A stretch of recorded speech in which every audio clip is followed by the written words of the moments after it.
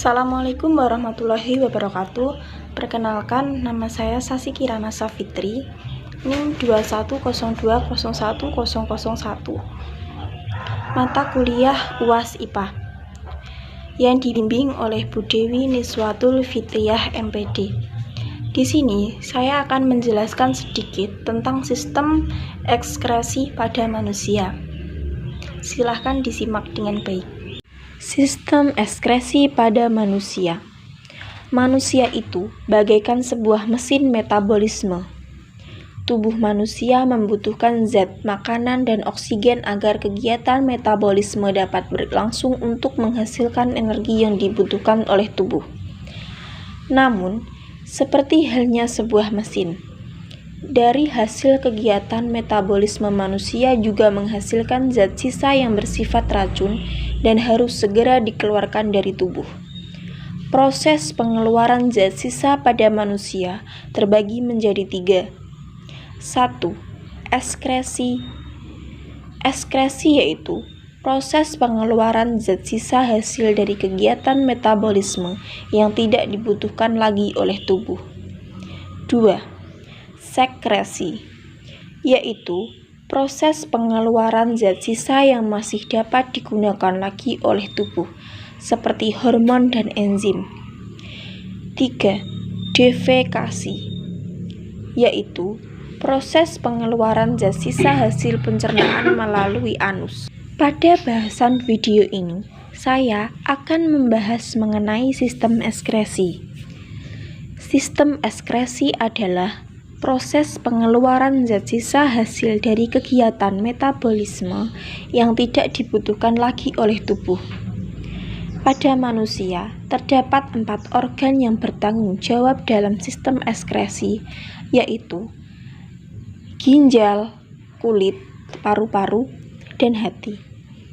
Ginjal menghasilkan zat sisa berupa urin, kulit menghasilkan zat sisa berupa keringat, paru-paru menghasilkan zat sisa hasil pernafasan berupa karbon dioksida dan uap air,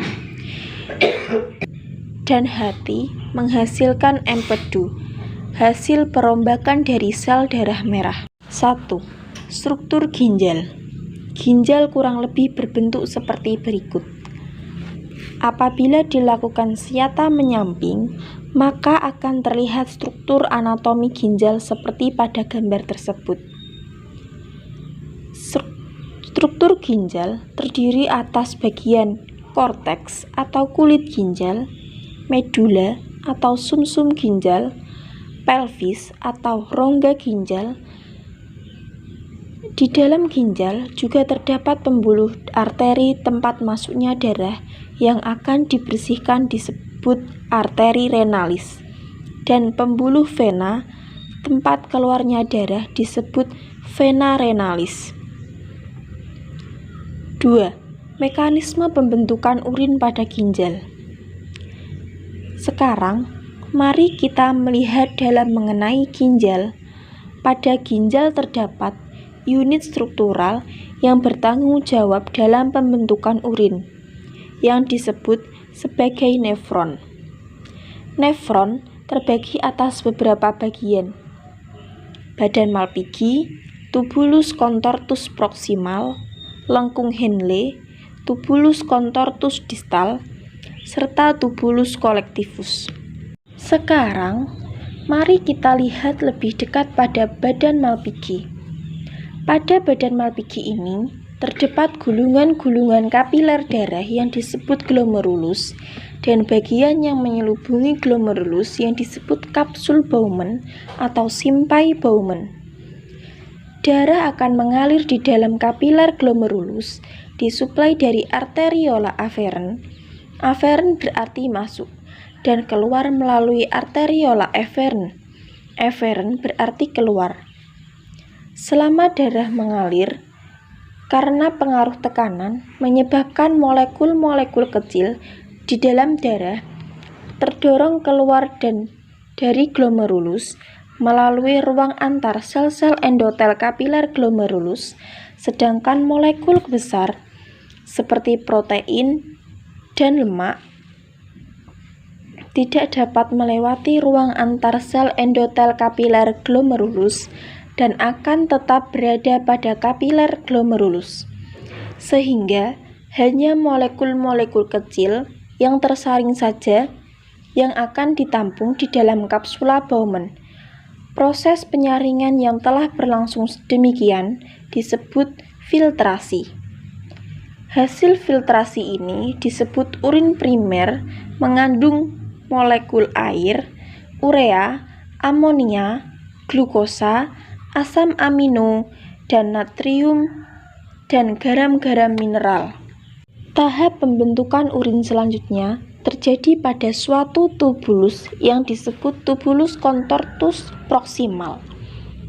Urin primer dari kapsula Bowman akan mengalir di sepanjang tubulus contortus proximal.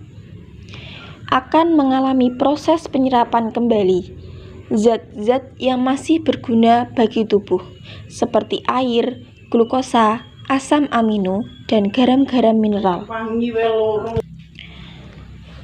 menuju kapiler peritubulus, yaitu pembuluh kapiler darah yang mengelilingi tubulus nefron.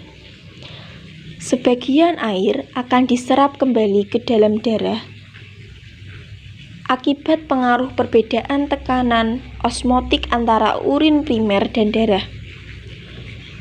Glukosa dan asam amino akan diserap kembali melalui transport aktif melewati epitel tubulus menuju kapiler peritubulus. Sedangkan molekul-molekul yang tidak berguna seperti urea dan amonia akan tetap berada pada tubulus contortus proximal. Proses penyerapan kembali yang telah berlangsung disebut reabsorpsi. Hasil dari reabsorpsi disebut dengan urin sekunder, yaitu urin yang sudah tidak lagi mengandung zat-zat yang masih berguna seperti glukosa dan asam amino. Menyisakan zat sisa yang tidak berguna lagi urea, amonia, dan sebagian kecil garam-garam mineral. Selanjutnya, urin akan mengalir melalui daerah tubulus yang melengkung dan menyempit disebut lengkung Henle. Daerah lengkung Henle dapat dibagi menjadi dua, yaitu daerah turun atau descendant dan daerah naik atau ascendant. Urin yang melewati daerah turun akan tetap mengalami reabsorpsi, sedangkan daerah naik akan mengalami augmentasi. Augmentasi akan dibahas pada tubulus selanjutnya. Selanjutnya, urin akan memasuki tubulus tempat berlangsung proses terakhir. Pembentukan urin disebut tubulus contortus distal. Di dalam contortus distal, urin sekunder akan mengalami proses augmentasi, yaitu proses penambahan zat sisa yang tidak diperlukan dari kapiler peritubulus ke tubulus. Zat sisa yang tidak diperlukan lagi ini berupa hormon yang tidak digunakan lagi oleh tubuh, zat antibiotik, zat obat-obatan dalam jumlah berlebih, atau yang tidak digunakan lagi oleh tubuh, amonium, dan zat-zat lainnya. Hasil dari augmentasi adalah urin sebenarnya, yang terdiri dari sebagian besar molekul air, urea, amonia, serta molekul tambahan yang tidak digunakan lagi oleh tubuh, seperti zat hormon, zat kimia, obat-obatan, dan garam-garam mineral. Selanjutnya, urin sebenarnya akan memasuki tubulus kolektivus atau tubulus penampung yang nantinya akan mengalir menuju pelvis. Organ ekskresi lainnya. Selain ginjal, organ ekskresi lain pada tubuh manusia adalah kulit, paru-paru, dan hati. Baiklah, yang pertama ada kulit. Kulit ini terbagi atas menjadi dua lapisan. epidermis, dan dermis. Lebih lanjutnya dibahas pada bab sistem integumen. Pada bagian dermis terdapat kelenjar keringat yang berfungsi menghasilkan keringat yang mengandung air dan garam-garam mineral. Keringat dihasilkan ketika kapiler pembuluh darah bawah kulit melebar karena pengaruh panas atau pengaruh hormonal dan sebagainya. Darah akan melewati lapisan bawah kulit atau subkutan lebih banyak sebagian air dan garam mineral akan berdifusi menuju kelenjar keringat. Kemudian akan dihasilkan sebagai keringat yang nantinya akan menuju pori-pori kulit. Paru-paru. Pada paru-paru terdapat alveolus tempat terjadinya proses difusi oksigen dan karbon dioksida. Proses ini menyebabkan oksigen masuk ke dalam darah dan karbon dioksida dilepas menuju ruang alveolus. Dari alveolus karbon dioksida kemudian dilepaskan keluar dari tubuh. Proses lebih lanjutnya dibahas pada bab sistem pernafasan. Yang terakhir ada hati. Sel-sel darah merah yang sudah tua akan dirombak menuju hati menjadi zat empedu. Seperti yang pernah dibahas pada sistem pencernaan, zat empedu ini dapat membantu dalam sistem pencernaan untuk mengumulsikan atau mengumpalkan lemak agar mudah dicerna. Contoh penyakit-penyakit pada sistem ekskresi. Penyakit yang ada pada ginjal. Batu ginjal. Batu ginjal disebabkan oleh urin tertampung dalam waktu yang lama dengan kandungan air yang sangat sedikit. Zat urea pada urin mengeras membentuk struktur kristal atau batuan tajam. Kristal batuan urea ini dapat ikut mengalir bersama urin menuju ureter ginjal. Karena strukturnya yang keras dan tajam, kristal batuan urea ini akan tersangkut pada ureter dan dapat melukai ureter menyebabkan rasa sakit pada penderita.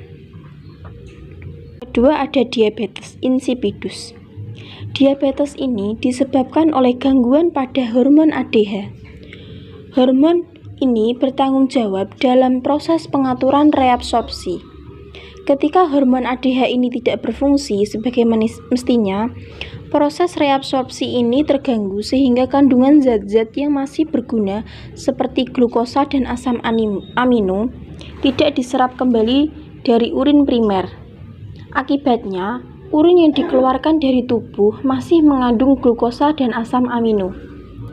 Karena tidak maksimalnya proses reabsorpsi ini, juga tidak maksimal juga proses penyerapan kembali air, menyebabkan jumlah air yang dibuang di ginjal menjadi sangat banyak. Karena itulah yang mengidap diabetes insipidus tampak tidak bertenaga dan sangat sering buang air kecil. Yang ketiga ada albuminuria. Gangguan ini disebabkan dari kandungan albumin atau protein darah pada urin. Hal ini disebabkan oleh adanya rusakan atau pendarahan pada glomerulus sehingga protein darah dapat lolos masuk ke dalam urin. Yang kedua, ada gangguan pada kulit. Salah satunya ada skabies. Skabies ini penyakit yang disebabkan oleh parasit insekta yang sangat kecil dan dapat menular pada orang lain. Yang kedua ada eksim. Eksim ini merupakan penyakit kulit yang akut dan kronis. Penyakit tersebut penyebab kulit menjadi kering, kemerah-merahan, gatal, dan bersisik. Yang ketiga ada jerawat. Jerawat ini merupakan gangguan umum yang bersifat kronis pada kelenjar minyak. Penyakit tersebut umumnya dialami anak-anak pada masa remaja. Jerawat ini biasanya menyerang pada bagian wajah, dada atas, dan punggung. Cara pencegahan jerawat yang benar yaitu dengan memakan makanan yang seimbang, cukup tidur dan olahraga, serta rajin menjaga kebersihan kulit. Selanjutnya ada gangguan pada paru-paru. Salah satunya ada pneumonia. Pneumonia atau paru-paru basah adalah infeksi yang menyebabkan kantung-kantung udara di dalam paru meradang dan membengkak. Penyakit ini yang disebut dengan paru-paru basah, karena pada kondisi ini paru-paru bisa dipenuhi oleh cairan atau nanah. Penyebab peradangan akibat pneumonia adalah infeksi bakteri, virus, atau jamur. Penularannya dapat terjadi melalui udara yang terkontaminasi kuman dari pengidap yang bersin atau batuk. Yang kedua ada tuberkulosis atau TB. Ini termasuk penyakit paru-paru yang disebabkan oleh infeksi bakteri Mycobacterium tuberculosis. Bakteri tersebut tidak hanya menyerang paru-paru, tetapi juga bisa menyebar ke bagian tubuh lainnya, seperti tulang, kelenjar getah bening, sistem saraf pusat, dan ginjal. Penularan bakteri penyebab TB adalah melalui percikan darah atau cairan dari saluran pernafasan pengidapnya, misalnya saat batuk atau bersin. Selanjutnya ada bronkitis dan asma.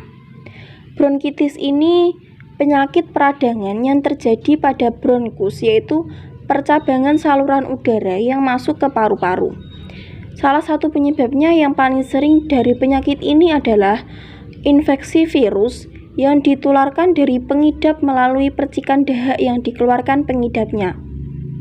Terakhir ada asma.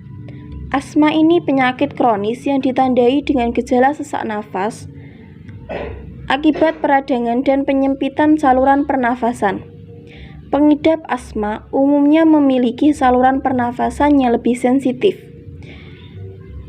Selain sesak nafas, akan terjadi peningkatan produksi dahak yang membuat pengidapnya semakin sulit bernafas. Ada beberapa hal yang dapat memicu munculnya serangan asma, yaitu paparan debu, asap rokok, bulu binatang, udara dingin, virus, dan zat kimia. Yang terakhir ada gangguan pada hati. Gangguan pada hati ini antara lain ada sirosis hati. Sirosis hati adalah kondisi berubahnya sel-sel hati menjadi jaringan ikat fibrosa sehingga sel-sel hati ini kehilangan fungsinya. Sirosis ini bisa disebabkan oleh minuman keras. Yang kedua ada hemokromatis. Hemokromatosis adalah kelainan secara genetik yang menyebabkan tubuh banyak menyerap zat besi dari makanan. Yang terakhir ada diabetes insipidus. Diabetes insipidus ini gangguan yang menyerang salah satu organ terpenting dalam sistem ekskresi, yaitu ginjal. Diabetes ini ada dua ya, terdapat gangguan pada hati dan terdapat gangguan pada ginjal. Upaya mengatasi organ sistem ekskresi pada ginjal atau batu ginjal. Pengobatan penyakit ini bisa menggunakan resep tradisional, seperti penggunaan sinar laser untuk menghancurkan batu ginjal tersebut. Yang kedua, upaya mengatasi gangguan pada kulit. Yang pertama ada menjaga kebersihan dengan mandi setiap hari. Saat mandi disarankan menggunakan sabun yang berbahan lembut. Menghindari kontak fisik dengan penderita penyakit kulit menular.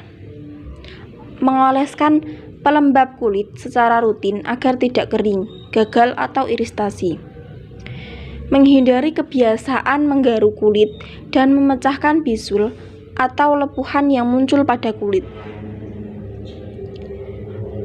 Yang ketiga, upaya mengatasi gangguan pada hati, sirosis hati, dan hemochromatosis.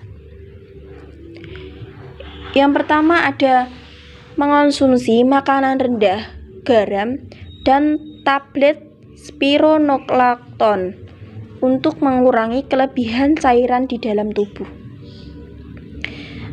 Mengonsumsi suplemen untuk mengatasi kekurangan nutrisi dan mencegah pengeroposan tulang.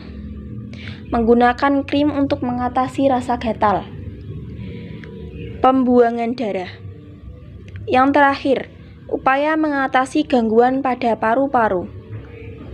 Cara mengobati atau mengatasi gangguan pada paru-paru dengan bahan-bahan rempah. Yang pertama ada air garam, jahe, cabai rawit, madu, daun peppermint, thyme, kunyit, fenugreek. Sekian sedikit penjelasan dari saya. Jika ada salah kata mohon dimaafkan. Wabillahi taufiq wal hidayah. Wassalamualaikum warahmatullahi wabarakatuh.